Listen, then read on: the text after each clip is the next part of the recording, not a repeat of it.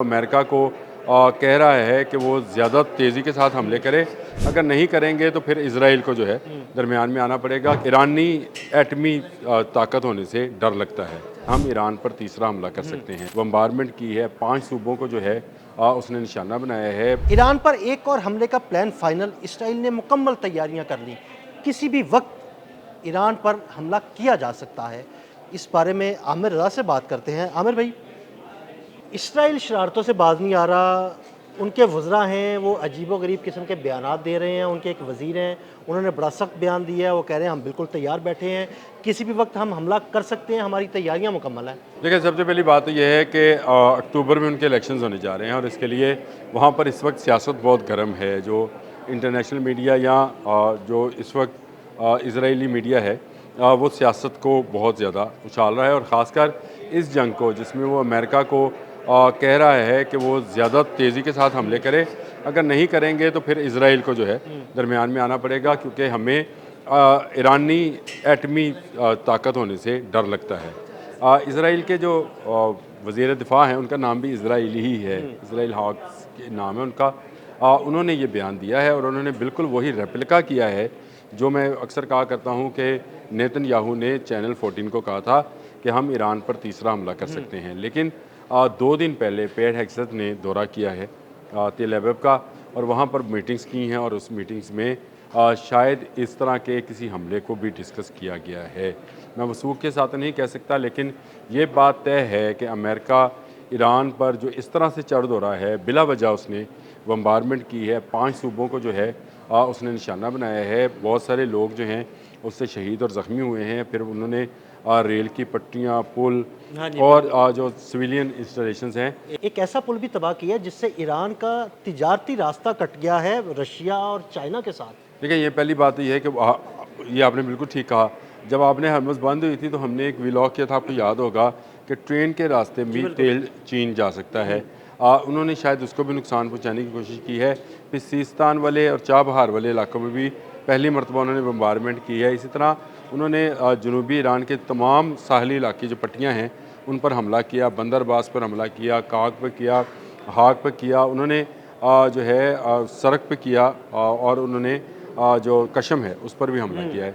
तो ये मैं ये समझता हूँ कि जैसे जैसे वो चाहते हैं कि ईरान जो है वो अपनी एटमी क़ुव्वत जो है वो ख़ुद सरेंडर कर दे, लेकिन अगर सरेंडर नहीं होता तो इसराइल से अब इंतज़ार नहीं हो पा रहा है। जो आपने शुरू में कहा कि शायद हो सकता है, मुझे भी लगता यही है कि आने वाले चंद घंटों या आज की रात में वो कोई ऐसी शरारत कर सकता है ताकि अमेरिका अगर पीछे हटना चाहता है, जैसे कि पिछले चंद घंटों में कोई हमला नहीं हुआ है। हाँ जी, बिल्कुल। दोनों तरफ से हमला नहीं हुआ और दोनों तरफ से ऐसे बयानात देखने को मिल रहे हैं जिससे लगता यह है कि शायद मुज़ाकरात दोबारा से स्टार्ट हो जाएं। और कोशिश भी है, जो इंटरनेशनल मीडिया है वो तो कह रहा है कि पाकिस्तान और कतर जो है दोबारा से मुफाहमत और मुसालत की कोशिश कर रहा है।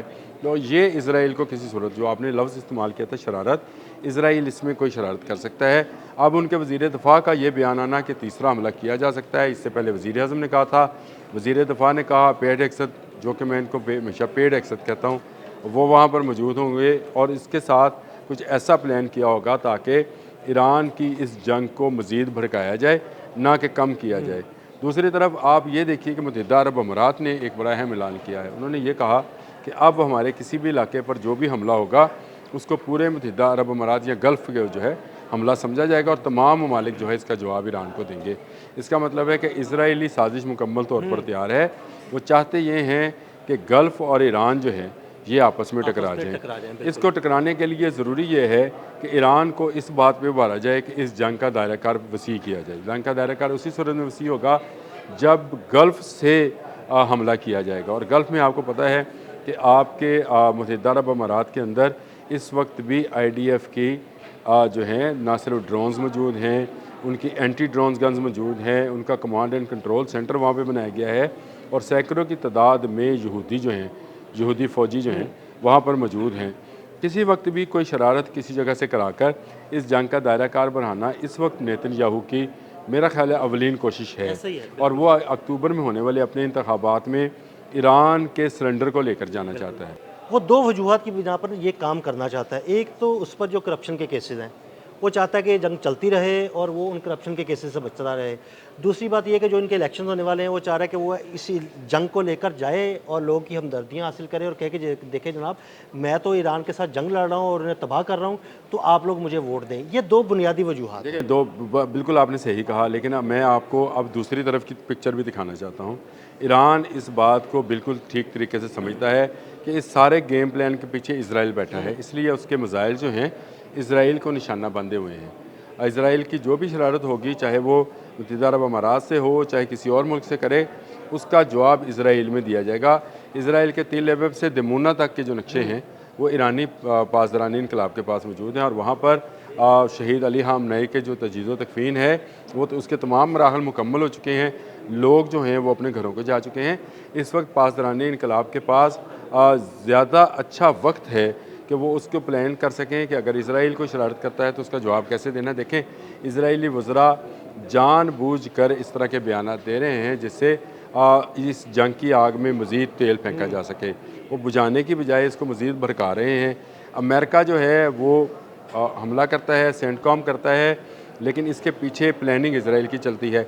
इसी तरह अगर मिडल ईस्ट से कोई हमला किया जाता है और उसका जवाब मिडल ईस्ट में दिया जाता है तो ये चाहते ये हैं कि अरब का पैसा ईरान पर जो है खर्च किया जाए, और ईरान का पैसा तो ऑलरेडी अरब पर खर्च होगा ही जब वो उस पर जवाब देगा।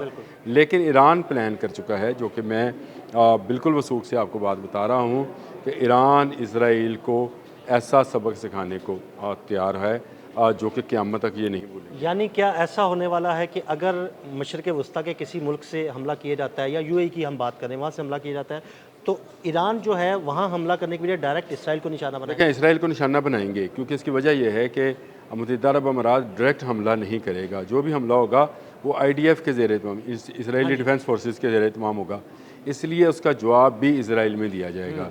ईरान इस बात को भांप गया है कि ये अरब और फ़ारस को आपस में लड़ाना चाहते हैं। वो चाहता ये है कि इसराइल का इस तरफ से हमला, उसका जवाब इसराइल के उस तरफ पे दिया जाए, यानी उसकी अपने घर के अंदर जाके दिया जाए। ये तजर्बा पहले हो चुका है। आपको भी पता है कि जब लेबनान पर हमला किया था इसराइल ने, तो ईरान ने इसराइल पर बैलिस्टिक मिसाइल गिराए थे और उसने कहा था कि लेबनान पर जंग है लेकिन मैं इसराइल पर हमला करूँगा क्योंकि ये क्यों गया। अब भी अगर IDF कोई इस तरह की हरकत करती है, प्लान तो इनका ये है कि मुत्तहिदा अरब अमारात और ईरान जो है ये आपस में लड़ मरें। मुसलमान हैं दोनों तरफ का पैसा जो है इनकी आपस में लड़ाई में लगे, लेकिन ईरान प्लान कर चुका है कि वो IDF जो है उसका जवाब जो है तिल अबब में और दमूना में देंगे। बिल्कुल, बहुत शुक्रिया आमिर भाई। आमिर भाई ने बड़ी तफसील के साथ इस सारे मामले पर रोशनी डाली। मज़ीद अपडेट्स के लिए हमें फॉलो करते रहें। अदील अहमद और आमिर रज़ा को इजाज़त दीजिएगा। अल्लाह हाफ़िज़।